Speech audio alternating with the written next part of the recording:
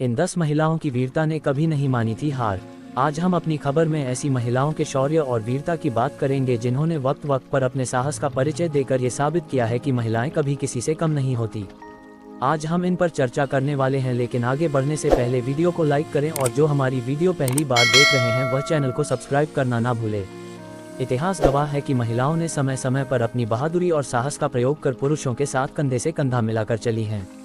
आज हम अपनी खबर में ऐसी ही महिलाओं के शौर्य और वीरता की बात करेंगे जिन्होंने क्रांतिकारी गतिविधियों में अपना योगदान निडर होकर दिया, और कुछ ऐसी भी वीरांगनाएं जिन्होंने असंभव प्रयास करते हुए किसी भी युग में न भूलने वाला काम किया और अमर हो गई। रानी लक्ष्मीबाई 19 नवंबर 1828 17 जून 1858। भारत में जब भी महिलाओं के सशक्तिकरण की बात होती है तो महान वीरांगना रानी लक्ष्मीबाई की चर्चा जरूर होती है। रानी लक्ष्मीबाई न सिर्फ एक महान नाम है बल्कि वह एक आदर्श है उन सभी महिलाओं के लिए जो खुद को बहादुर मानती हैं, और उनके लिए भी एक आदर्श है जो महिलाएं ये सोचती है कि वह महिलाएं हैं तो कुछ नहीं कर सकती। देश के पहले स्वतंत्रता संग्राम 1857 में महत्वपूर्ण भूमिका निभाने वाली रानी लक्ष्मीबाई के अप्रतिम शौर्य से चकित अंग्रेजों ने भी उनकी प्रशंसा की थी और वह अपनी वीरता के किस्सों को लेकर किंवदंती बन चुकी हैं। उषा मेहता सावित्रीबाई फुले 25 मार्च 1920 11 अगस्त 2000। कांग्रेस रेडियो, जिसे सीक्रेट कांग्रेस रेडियो के नाम से भी जाना जाता है, इसे शुरू करने वाली उषा मेहता ही थीं। भारत छोड़ो आंदोलन 1942 के दौरान कुछ महीनों तक कांग्रेस रेडियो काफी सक्रिय रहा था। इस रेडियो के कारण ही उन्हें पुणे की येरवाड़ा जेल में रहना पड़ा। वे महात्मा गांधी की अनुयायी थीं। बेगम हजरत महल 1820 7 अप्रैल 1879। जंग आज़ादी के सभी अहम केंद्रों में अवध सबसे ज्यादा वक्त तक आज़ाद रहा। इस बीच बेगम हजरत महल ने लखनऊ में नए सिरे से शासन संभाला और बगावत की क़यादत की। तकरीबन पूरा अवध उनके साथ रहा और तमाम दूसरे ताल्लुकेदारों ने भी उनका साथ दिया। बेगम हजरत महल की हिम्मत का इसी से अंदाजा लगाया जा सकता है कि उन्होंने मटिया बुर्ज में जंग आज़ादी के दौरान नज़रबंद किए गए वाजिद अली शाह को छुड़ाने के लिए लॉर्ड कैनिंग के सुरक्षा दस्ते में भी सेंध लगा दी थी। एनी बेसेंट 1 अक्टूबर 1857 20 सितंबर 1933। थियोसोफिकल सोसाइटी और भारतीय होम रूल आंदोलन में अपनी विशिष्ट भागीदारी निभाने वाली एनी बेसेंट का जन्म 1 अक्टूबर 1847 को तत्कालीन United kingdom of great Britain and Ireland के लंदन शहर में हुआ था। 1890 में एनी बेसेंट हेलेना ब्लावत्स्की द्वारा स्थापित थियोसोफिकल सोसाइटी, जो हिंदू धर्म और उसके आदर्शों का प्रचार प्रसार करती हैं, की सदस्य बन गईं। भारत आने के बाद भी एनी बेसेंट महिला अधिकारों के लिए लड़ती रहीं। महिलाओं को वोट जैसे अधिकारों की मांग करते हुए एनी बेसेंट लगातार ब्रिटिश सरकार को पत्र लिखती रहीं।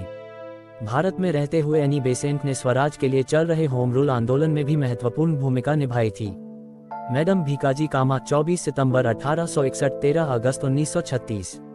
मैडम भीकाजी कामा ने आज़ादी की लड़ाई में एक सक्रिय भूमिका निभाई थी। इनका नाम इतिहास के पन्नों पर दर्ज है। स्वतंत्रता की लड़ाई में उन्होंने बढ़ चढ़कर हिस्सा लिया। वो बाद में लंदन चली गईं और उन्हें भारत आने की अनुमति नहीं मिली।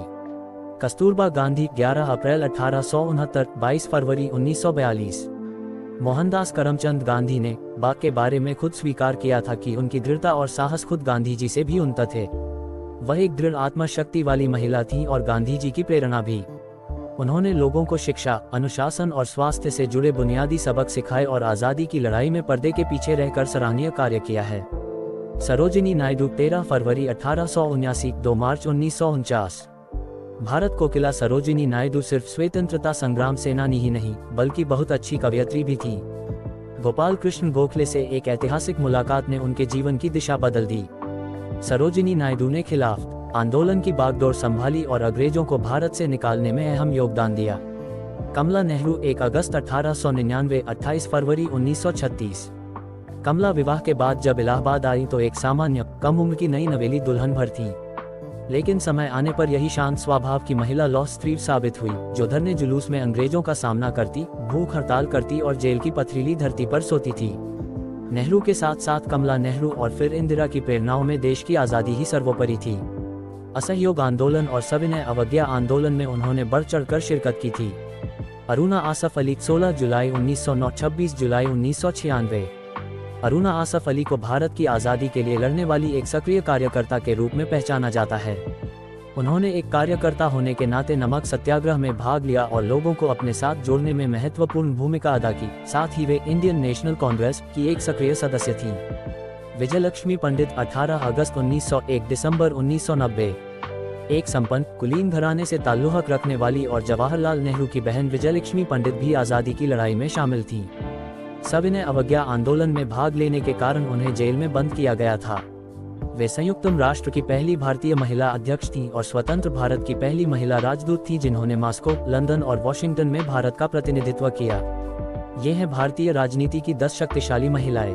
अगर आपको ये वीडियो पसंद आया तो लाइक करें, सब्सक्राइब करें और अपने दोस्तों के साथ शेयर करें और बेल आइकन को दबाना मत भूलिएगा।